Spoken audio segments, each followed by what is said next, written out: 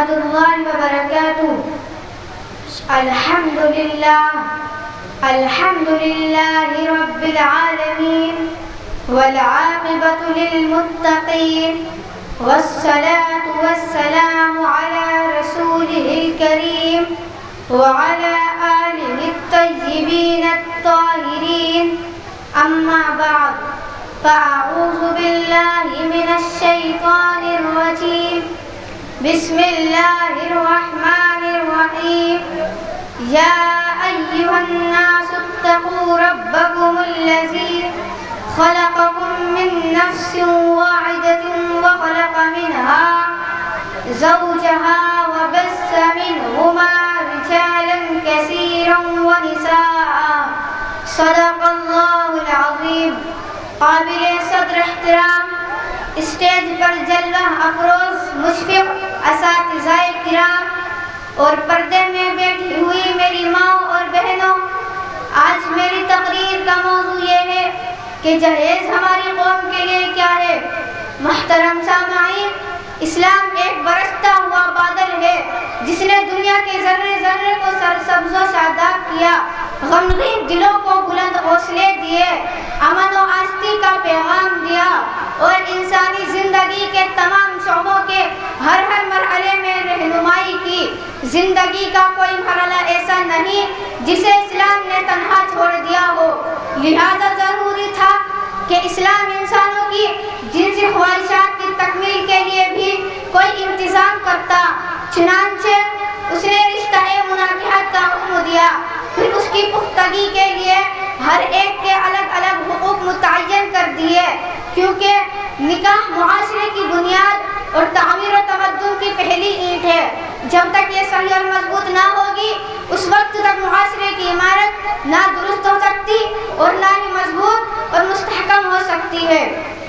کیا آپ نہیں جانتے کہ حضور صلی اللہ علیہ وسلم نے اپنی پیاری بیٹی حضرت فاطمہ رضی اللہ تعالیٰ عنہ کی شادی کی، صحابہ کرام کو اکٹھا کیا، خود سے نکاح پڑھایا اور ایک چادر، ایک مشکیزہ، ایک چکی اور ایک چمڑے کا تکیہ جس میں کھجور کی چھالیں بھری تھی دے کر سادگی کے ساتھ رخصت کر دیا. آپ صلی اللہ علیہ وسلم چاہتے تو مال کا ایک بڑا ذخیرہ حضرت فاطمہ رضی اللہ تعالیٰ عنہ کو دے کر روانہ فرماتے. آپ صلی اللہ علیہ وسلم کے دربار میں کمی کس چیز کی تھی؟ ایک اعلان پر سارا شہر مال کا ڈھیر لگا دیتا، مگر آپ صلی اللہ علیہ وسلم چاہتے تھے کہ ہماری امت کو آسانی اور سہولیت اور تنگی اور پریشانی جھیلنا نہ پڑے.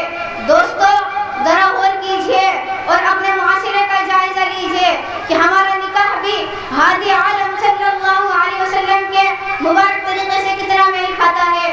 آج شادی کا مسئلہ ایک اہم مسئلہ بن گیا ہے. غریب ہو یا مالدار، دیندار ہو یا بددین، شادی کا مسئلہ ہر ایک متفکر نظر آتا ہے. حضور اکرم صلی اللہ علیہ وسلم اور صحابہ کرام نے کتنی آسانی اور سادگی کے ساتھ عمل کر کے دکھایا تھا. آج شادی سب سے مشکل امر بن کر رہ گیا ہے. شادی تو ایک خوشی کی چیز تھی لیکن ہم نے اسے مصیبت کا سامان بنا دیا ہے اور انہی شادیوں میں آج ایک جہیز جیسی لعنت آ چکی ہے. آج ہم 5G کے دور میں جینے والے لوگ ہیں، چیزوں کی تمیز رکھتے ہیں. NRC، CAA اور NPR کے لیے اور وقف ترمیمی بل کے لیے آواز اٹھا سکتے ہیں. ہمیں یہ بھی پتا ہے کہ جہیز ہمارے سماج کا ایک زخم ہے، پھر اس کے لیے کوئی سخت قدم کیوں نہیں اٹھایا جاتا. کچھ سال پہلے گجرات کی عائشہ عارف خان نامی ایک لڑکی نے ویڈیو بنا کر خودکشی کر لی. خودکشی کرنے سے پہلے عائشہ عارف نے ویڈیو میں اس بات کا انکشاف کیا کہ جس خاندان میں میری شادی ہوئی ہے اس خاندان کا ہر ایک فرد، لیکن میرے شوہر، میرے ساس سسر دیور ہر ایک مجھے جہیز کا تانا دیتے ہیں.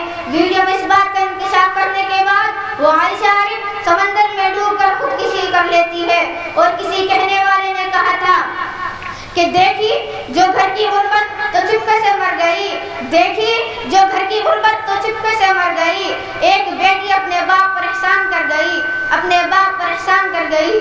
میں 1000 مرتبہ یہ کہوں گی کہ خودکشی کرنا حرام ہے، حرام ہے، حرام ہے، لیکن اس لڑکی کو یہ حرام کام کرنے پر مجبور معاشرے نے نہیں کیا. اسی معاشرے کے بارے میں کسی نے کیا خوب کہا ہے، عجیب رواج اس معاشرے کا، عجیب رواج اس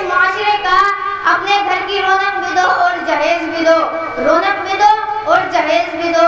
اگر بدلاؤ چاہیے تو اپنے آپ کو بدلنا پڑے گا، اتنا کہ دین پر پورا طور پر عامل بن جائے۔ ہر چیز کرنے سے پہلے دیکھے ہمارا رب اس کے لیے کیا کہتا ہے، کہاں اجازت ہے وہ دیکھے۔ میں لڑکے کو اعلیٰ سے اعلیٰ تعلیم حاصل کر کے خود مختار کی صلاح نہیں دوں گی، کیونکہ اس میں بھی عمر نکل جاتی ہے۔ اس کام کے لیے آج ہی ہماری قوم کے نوجوانوں کو آگے آنا ہوگا اور آج یہ فیصلہ کرنا ہوگا اور دنیا کو یہ پیغام دینا ہوگا کہ ہم محمد عربی صلی اللہ علیہ وسلم کے سچے اور پکے عاشق امتی ہیں، اور یہ عہد کرے کہ شادی کے موقع پر ہم اپنا نکاح مسجدوں میں منعقد کرا کر خوب خیر و برکت لوٹیں گے، اور اس سے بھی آگے بڑھ کر اگر میرے سسر سودی قرض لے کر میرے جہیز کا سامان تیار کریں گے تو ان کا سارا سامان یہ کہہ کر واپس کر دیں گے کہ میرے پیارے رسول اللہ صلی اللہ علیہ وسلم کا فرمان ہے کہ زیادہ بابرکت نکاح وہ ہے جس کا خرچ کم سے کم اور ہلکا ہو۔ اب تو ہم شہر در شہر، قریہ در قریہ، صوبہ در صوبہ، ملک در ملک، اور رب نے چاہا تو پورے عالم میں جہیز جیسی لعنت کو انشاءاللہ مٹا کر ہی دم لیں گے۔ اللہ ہم سب کو نبیوں اور صحابہ کے نقش قدم پر چلنے کی توفیق عطا کرے اور ایک ایسا ماحول بنائیں گے کہ لوگ جہیز کے نام سے کانپے، جہاں بھی ضروری ہو اس کے خلاف آواز اٹھائے، سوشل میڈیا کا یوز کرے۔ ہم اپنے موبائل سے ویڈیو بنا کر اپنے قوم میں بیداری لا سکتے ہیں۔ اللہ ہمیں